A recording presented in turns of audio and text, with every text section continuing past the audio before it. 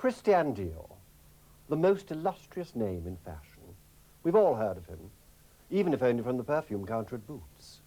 His achievement was to set us on the path of fashion madness, which has culminated in 13-year-olds mugging people for the latest in training shoes, and couture customers thinking it almost normal to spend £28,000 for an embroidered dress.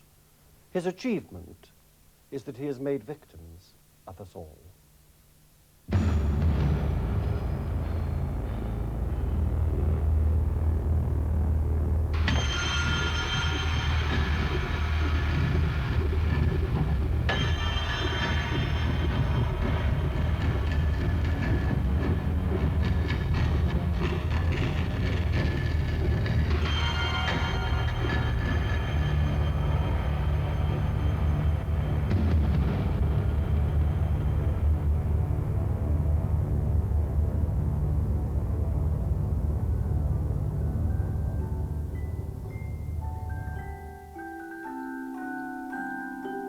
Women woke up after the Second World War with an identity crisis. They had helped run the country's factories, farms, and offices. Meanwhile, fashion had been on hold. Were their clothes going to reflect the new mood of egalitarian optimism which was sweeping Britain and Europe, or were they to hold them back? Before the war, fashion had evolved into a simple, functional, but elegant style. During the war, clothes had been utilitarian. The time was right for a fashion which reflected the new spirit and the belief in a bright new future. At that precise moment, along came Christian Dior to whisk women up the most glorious blind alley in the history of dress.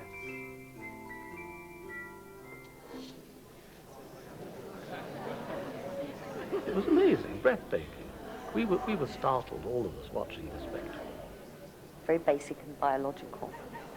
It was all harmonious. It was just thrilling to feel feminine again, with tiny waist and lots of material in the skirt. It was confection, it was prettiness, it was zhuzh. The new look was to be the ultimate expression of femininity. Soft shoulders, a tiny pinched waist, padded hips, full breasts, and flowing, capacious skirts. The search for an elegance to match the mood of the times led fashion to adopt the bones and corsets of the new look. Dior's first collection was a full frontal assault on wartime fashion.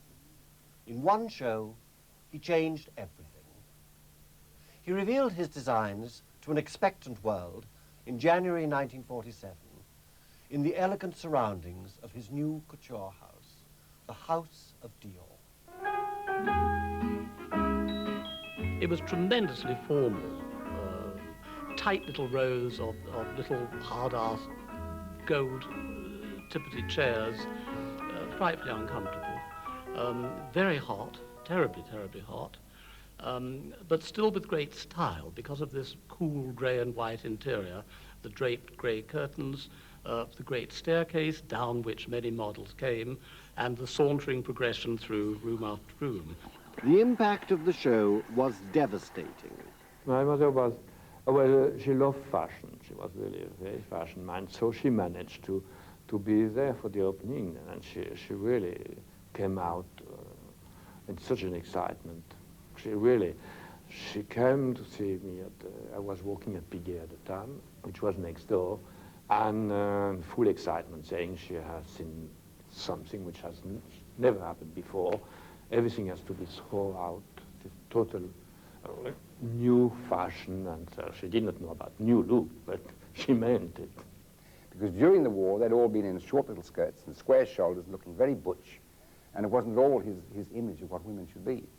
He wanted to get rid of those shoulder pads. He wanted them to come back to femininity. It was greeted with such enormous glee because it said very definitely what was in the hearts and minds of women, what they were craving.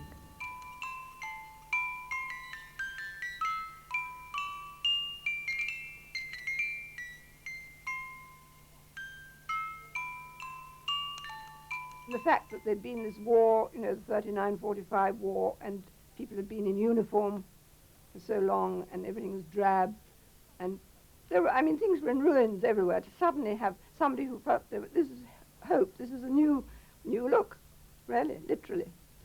Well, utility was a great dampener in terms of fashion. If you like, fashion went on hold for 4 years. There were utility rules which governed the number of buttons, the amount of material you could use in a dress, the size of a hem, the size of a seam, etc., etc.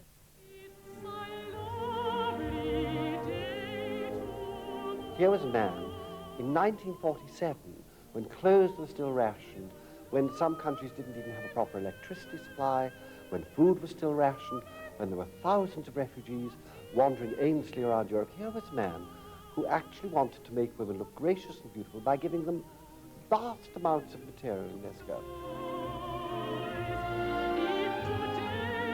An evening dress could even use as much as 80 yards of fabric. Dior worked in the rarefied world of haute couture, designing beautiful clothes for rich women.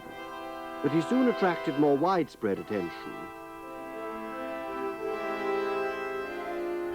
I think that at this present time, with the shortage of materials and of manpower, most people would agree it just doesn't make sense to have the skirts longer than they have been in the past, in the recent past. I'm sure all the ladies will understand that the longer you have your skirts, the fewer there'll be of them. The longer the skirts and the more material, the more work there'll be for the Lancashire people. Short skirts are better than long ones because when you're out on a wet day, they don't get so wet as the long skirts. The new look was featured widely in magazines and newspapers. And when the ready-to-wear firm Doretta produced 700 new look copies in non-rationed materials, they sold out almost immediately. Those who couldn't afford even the off-the-peg versions were soon at their sewing machines, because any other look had been made instantly passé.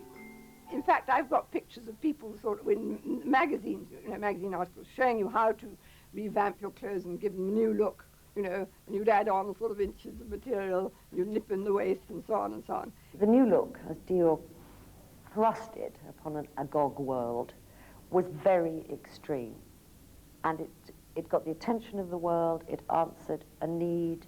And you have to remember that out of the new look, out of a kind of trivialized or simplified version of the new look, came the jackets and skirts and the blouses and skirts worn by company secretaries and housewives for about 8 years or 10 years to come. By 1948, Dior was as famous as Eisenhower or the Pope. For the first time ever, a Parisian couturier made the cover of Time magazine.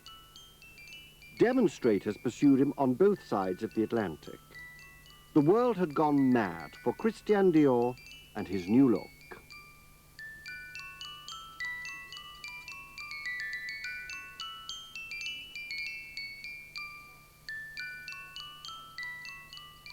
Fashion, especially high fashion, is often criticized as trivial, stupid, and irrelevant.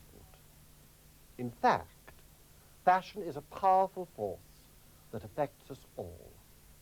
That is what makes the new look important. Dior was wrong. Wrong in not just a moral sense, but in terms of the future of fashion.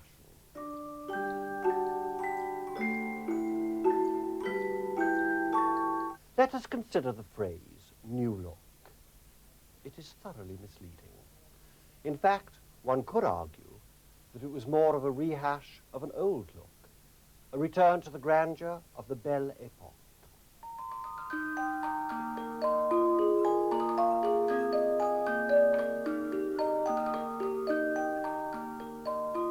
Of course it was nostalgic. You look back to his grandmothers and those the mid-19th century, the corseted look.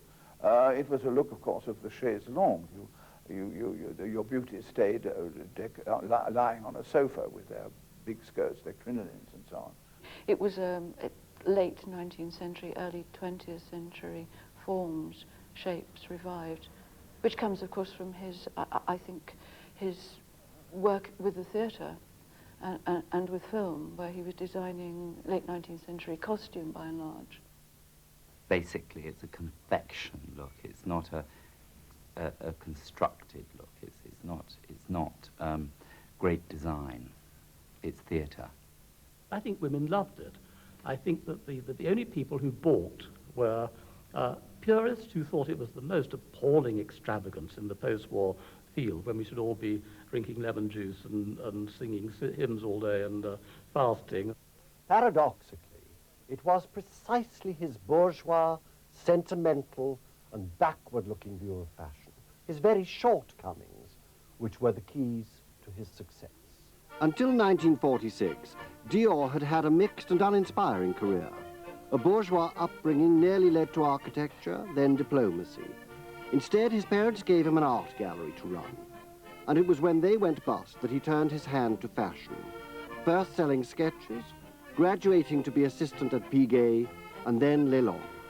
With them, he perfected the bourgeois art of pleasing.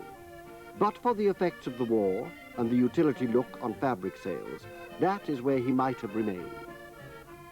Whilst the post-war socialists were busy offering their vision of a better, fairer, freer future, the capitalists were also busy working out ways of stimulating the flow of cash. Surreal as it may seem, the new look was actually little more than the result of a banal conspiracy to sell more cloth.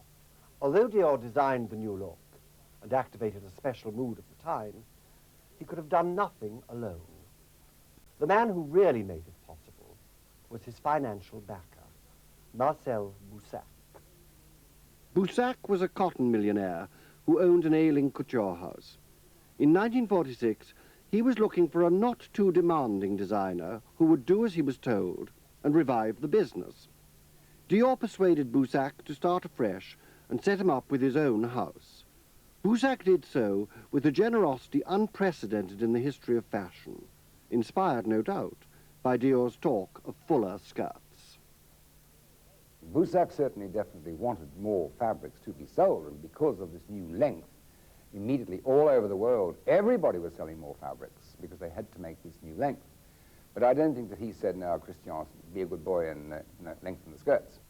Fabric. Sold a hell of a lot of fabric. Do you think that was what it was all about? I think definitely the French fabric industry was absolutely delighted by the whole thing, because they weren't as restricted as other countries were in how much cloth they were using. So it revitalized the fabric industry. Was the new look necessary, therefore?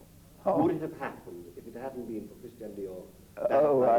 That's too difficult a question. I think probably not.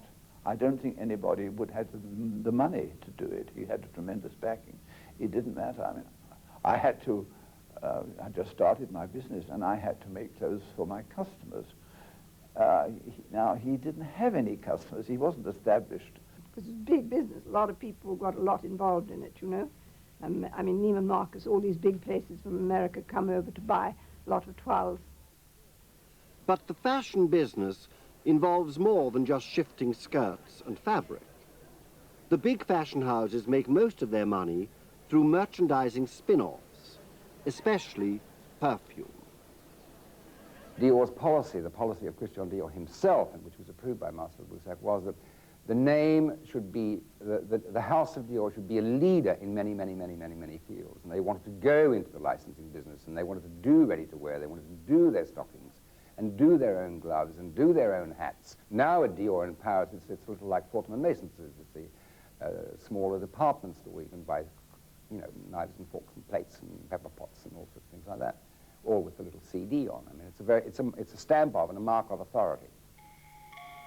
So with the potential to sell little pieces of the Dior legend to millions of lesser mortals, Boussac made absolutely certain that failure was an impossibility. Dior's house not only started with the best staff in Paris, but was the first to be set up with a full-time business manager and an American PR man to help capture the important overseas markets.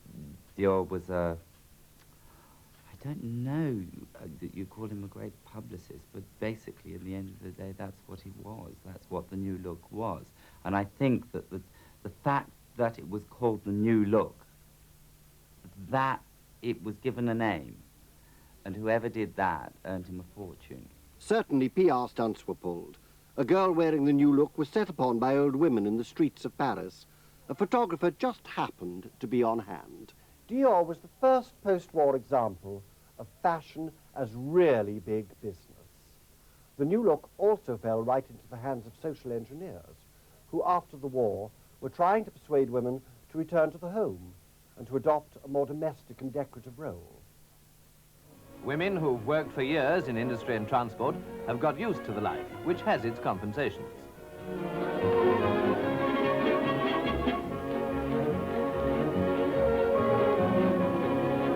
Now these same women are going back to make a home for their demobilized men.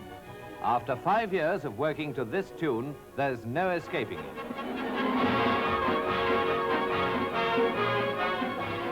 It did make a political statement and was actually a clue.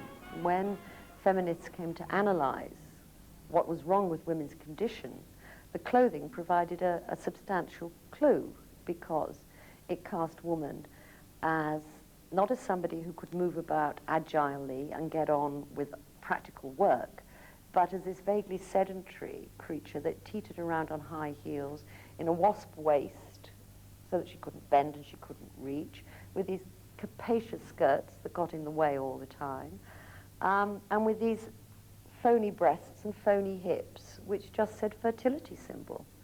I mean, it was very plain what those clothes were saying about women. This is the key point.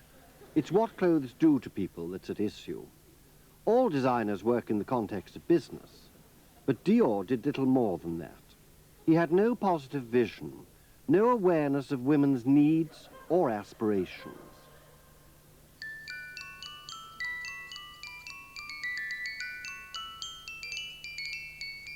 The people who represent real artistic inspiration and practical clothes philosophy in this century are Balenciaga and Chanel.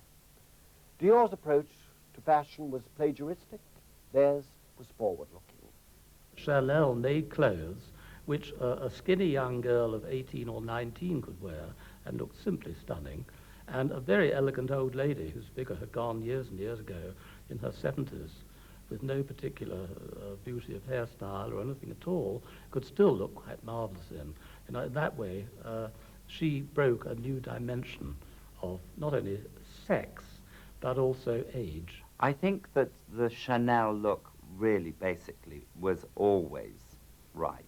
I think it was always perfect for women because it was designed for a modern life. People like Chanel didn't have a brilliant knock 'em in the eyes idea. She had a philosophy. She had a philosophy about women. She had a philosophy about clothes. She had a philosophy about what life should be, modern life should be. And she slowly honed her ideas and produced, of course, the archetypal classic suit. Chanel designed dresses that combined elegance with ease and comfort. Dior could only achieve elegance at the expense of comfort and practicality. So whereas her designs worked with women and worked towards a more powerful role for them, his kept them locked in a purely decorative position. Dior actually built his clothes. They were like, inside it was almost like scaffolding. And upon that interior framework, which depended upon bones, heavy tulle, stiffened fabrics, the outer layer was placed. And the inside, that structure inside, actually dominated the body. It made the body move in a certain way, or really actually not move. If we look at this dress, it looks pretty simple, but in fact there's an awful lot that is going on underneath, which could be considered a form of torture. Not only is there a tight corset, there would also have to be a wired bra, but in addition to that, there would be certain straps to hold everything in place, including, of course, the woman underneath. There would be straps that went around the back and tied here so that this part of the dress would not move. And then also, to make sure that the bra didn't move in any way, there would be straps here and here to hold it all in. So at the end, The woman is rather like a horse, all harnessed up and ready to go. Even, in fact, in evening wear or summer day wear, where the fabrics themselves were kind of soft and floaty voiles and cottons and the like, even under those, you've got this rigid structure. You've got this kind of vision of a woman floating around in a light-coloured dress, whereas underneath it, she was kind of pulled in and extraordinarily uncomfortable. One would never wear a bag and a half of potatoes on one's hips, but a typical Dior skirt could weigh 7.5 pounds. There's a dress that was Margot Fontaine's black kind of evening Dior. It weighs about 3 tons. It is underpinned, corseted, constructed, and that's the way that effect is achieved. It's old-fashioned. I mean, it comes from corsetry, basically.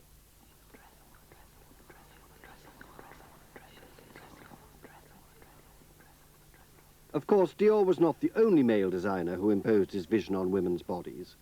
Balenciaga, the severest of all couturiers, also had his vision of woman, but he gave her body freedom.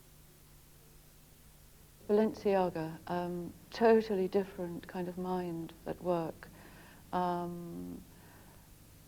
Again, a man to whom construction was terribly important, but he let the body breathe.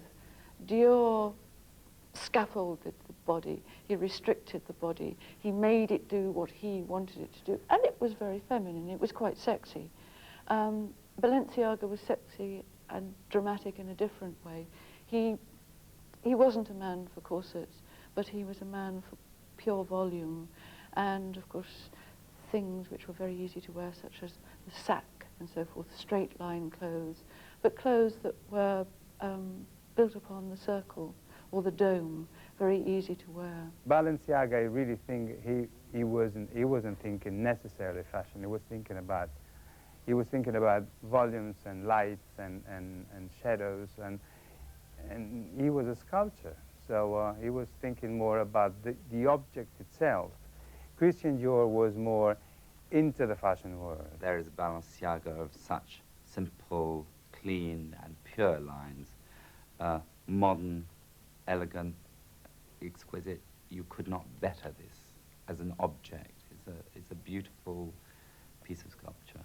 The philosophy of loose clothing, which was Balenciaga's really, as against the tight clothing of Dior,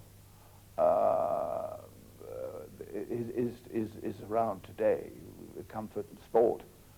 The looseness of a tracksuit, which is the only new garment in my lifetime, is Balenciaga and not Dior.